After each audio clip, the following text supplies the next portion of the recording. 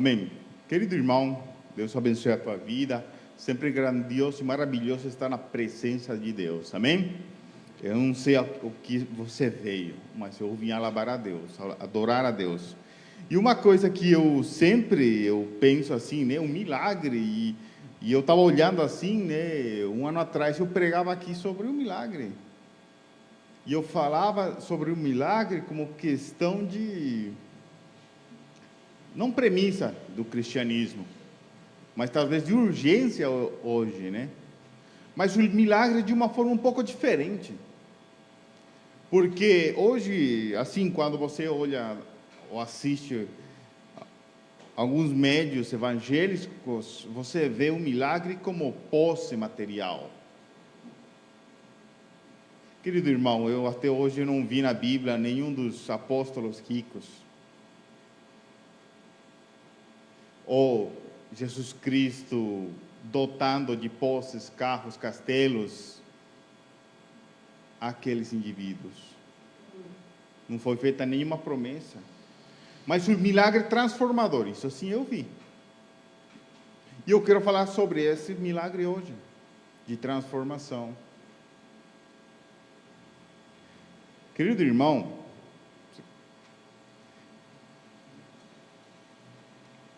eu não sei como que está a tua vida, mas a vida de muitos está assim.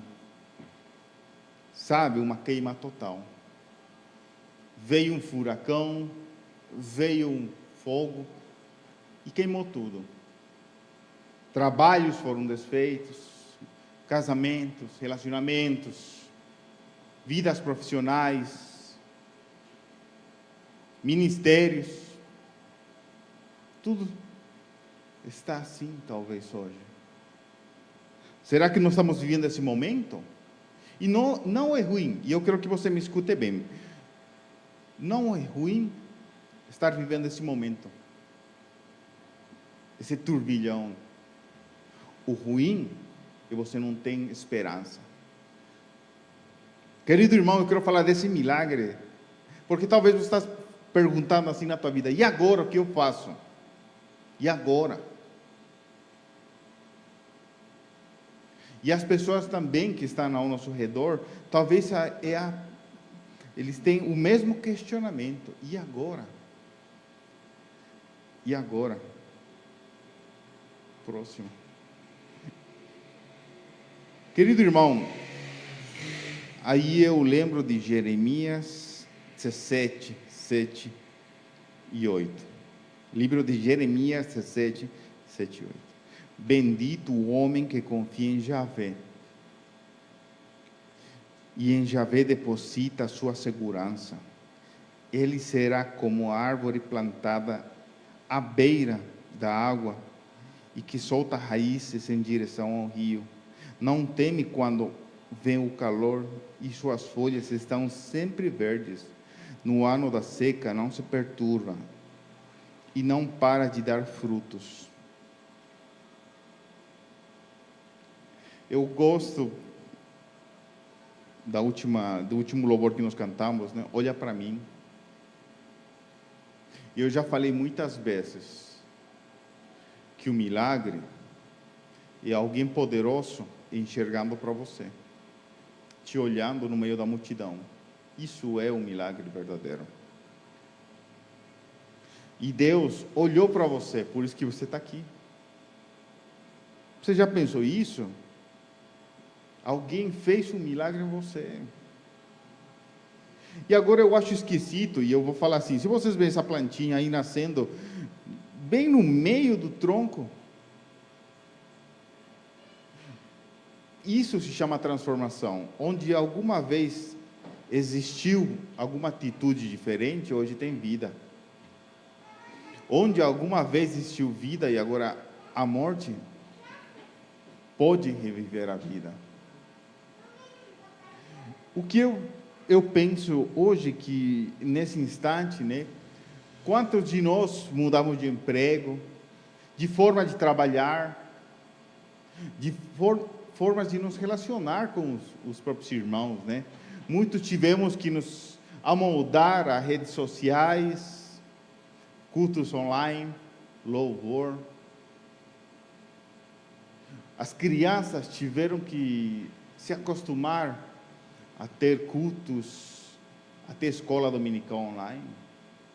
E o colégio também, né? As professoras, professores. Todos nós fomos impactados pela pandemia. Só que eu quero te falar, e agora? E agora? Eu lembro que o professor de história da igreja, ele comentava comigo que numa pandemia aí, na Europa, muitas pessoas não queriam ir mais para a igreja.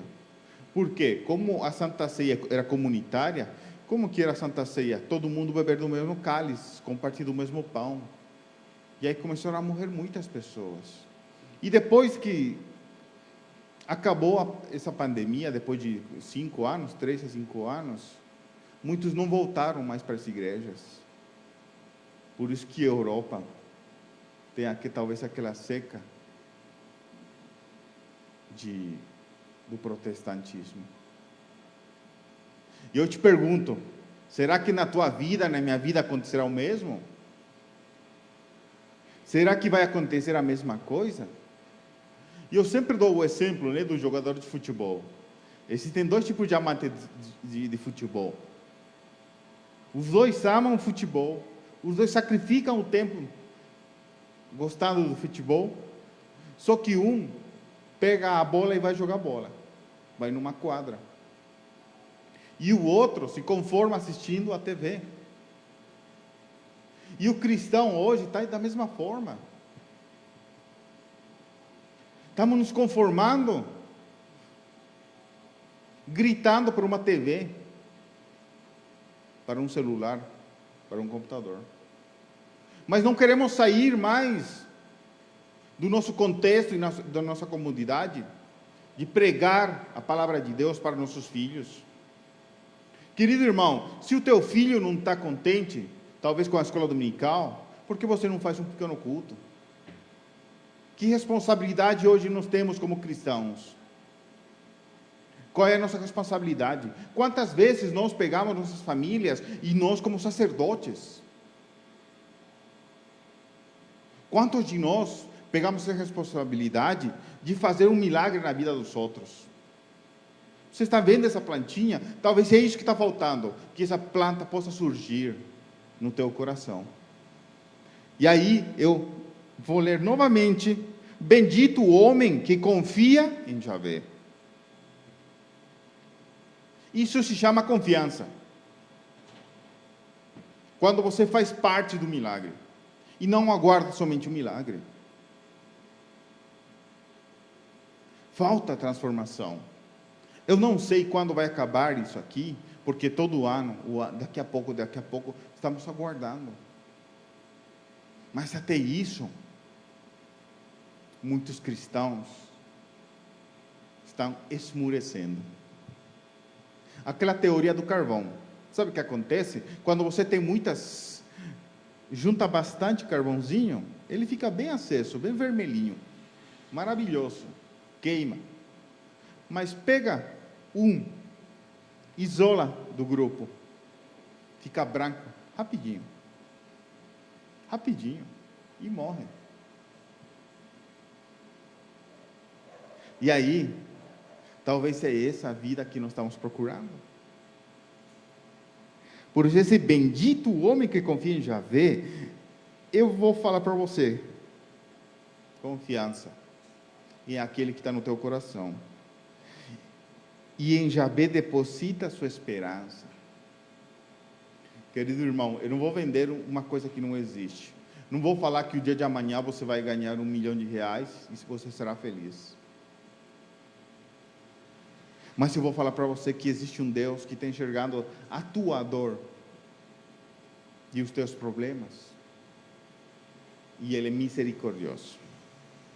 Ele será, agora sim, né, o cristão, ele será como a árvore plantada à beira da água, ao rio. Querido irmão, talvez seja esse o milagre que nós precisamos em Deus. E agora eu não falo só como igreja, como comunidade ou como instituição humana, mas eu quero te falar como ministério. Por isso, eu vou colocar a responsabilidade em cada um de vocês. Pais, mães, filhos, cada um de vocês. Será que você está dando o louvor que é devido a Deus?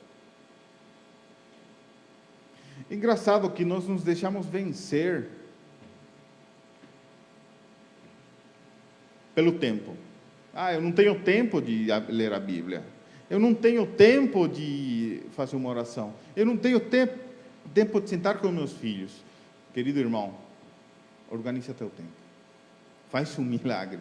Pede um milagre. Todo mundo tem 5 minutos. E eu já aconteceu, e falo para vocês, assim, das poucas lembranças que eu tenho, assim, quando eu era pequeno, eu lembro que uma que sempre eu compartilho com todo mundo, e sempre eu falo até com meus irmãos, e às vezes assim, eu tinha um pouquinho de raiva do meu pai, porque ele nos acordava às vezes, e ele queria tomar um café da manhã juntos, só que antes de qualquer coisa, ele queria ler sempre o versículo. Naquele momento eu tinha muita raiva, não foi fácil, mas hoje, vocês não sabem o tanto de carinho que eu tenho por causa disso, porque o sacrifício que ele fazia é imensurável na minha vida. Talvez é esse o milagre que nós precisamos na nossa vida, que alguém também possa enxergar alguém. Você não ama alguém? Você não gosta de alguém? Por que você não faz um milagre, né? Às vezes nós queremos uma aliança, um carro, uma casa, mas o simples fato de você colocar um pouco do tempo para compartilhar, e eu quero que você escute bem isso aqui, tá? Compartilhar de Deus. Compartilhar de Deus. Você já falou qual é o milagre que Deus fez na tua vida? Não fala, às vezes, não perde o tempo, e desculpem o que eu vou falar, não perde o tempo, às vezes, de querer transformar o outro. Sabe o que? Conta, fala como Deus transformou a tua vida. O que Deus fez na tua vida, só isso. O próximo for. E aí eu te falo, né? Eu já conversar com vocês, né? Existem esses espectadores, né? Uns espectadores que ficam olhando de longe e falam, não sou eu, não sou pecador, não estou pecando, mas também não faço nada. Não faço nada. Isso é triste nos nossos dias, né? E as pessoas, quanto acidente eu assisto às vezes nas redes sociais, né? E a pessoa está filmando e a pessoa se afogando, né? E a pessoa não para de filmar. E aí todo mundo coloca assim, que tristeza, né?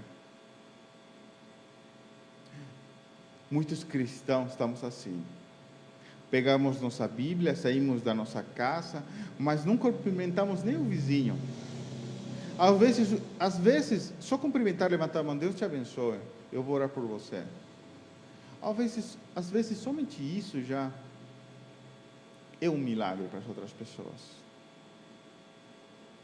Querido irmão, não sejamos mais espectadores, sabe? Que possamos vivenciar, viver a transformação de Deus. E por último, é a mesma imagem, talvez, para você. Mas se numa terra árida, eu quero que você coloque esse versículo no teu coração. A parte final. Ele será como árvore plantada à beira da água e que solta raízes em direção ao rio. Sabe? Coloca as raízes, procura o rio, procura a água, procura o manancial, procura Deus. Você está lendo a Bíblia? Só que às vezes também é meio irônico falar assim, não, eu li a Bíblia, né? Algumas vezes até eu mesmo peguei abrindo a Bíblia, folhando e beleza, fechei. mas não entendi. Você já debulhou, mastigou, sentiu o sabor de uma leitura? Você fez isso alguma vez? Quantas vezes, às vezes eu estou no trabalho, essa semana foi engraçado, né? A pessoa fala para mim, você gostou do cardápio? Eu falei, cara, o que nós comemos segunda-feira? E ela fala para mim, eu nem lembrava, né? Porque eu entrei, comi, parece que foi em frente e saí E parece que os cristãos às vezes fazemos isso, sabe? Abriu a Bíblia, lê de qualquer forma e vai embora. Querido irmão, abre a Bíblia, saboreia a palavra de Deus, faz uma oração de verdade, pede de todo o coração, agradeça de todo o coração. Não sei quantos de vocês agradeceram a Deus. Você já pensou? E eu quero terminar com a seguinte frase. Querido irmão, parece que às vezes nossa oração é pedir e pedir e pedir. Mas você já pensou por quê? E qual é o motivo que você tem que agradecer a Deus? Você já pensou isso? Pense um pouco. Agradeça mais a Deus pelas coisas que acontecem na nossa vida. E mais amor. Amém? Vamos fechar nossos olhos?